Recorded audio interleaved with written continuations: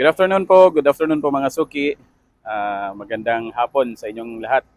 Okay, welcome back sa ating YouTube channel, Ashia Surplus TV.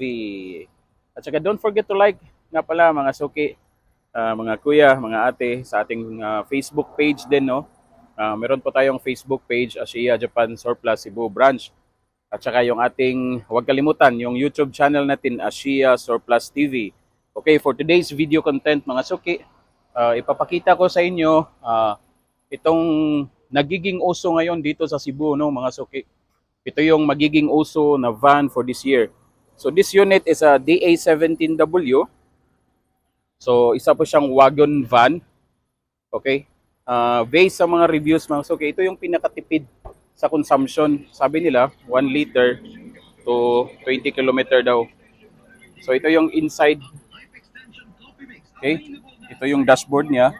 So may touchscreen stereo na po. May dashcam. Tapos ito yung pintura niya, style natin sa dashboard. So ito yung magiging resulta. Okay? Ito yung finished product natin. So naka leather seats na po. Tsaka ito po yung sa loob, sa back seat niya. Okay? So for those interested dito mga suki, available pa po ito. So for the price mga suki, 330,000 po. 330,000. DA17W, pinakatipid sa consumption sa mga multicab.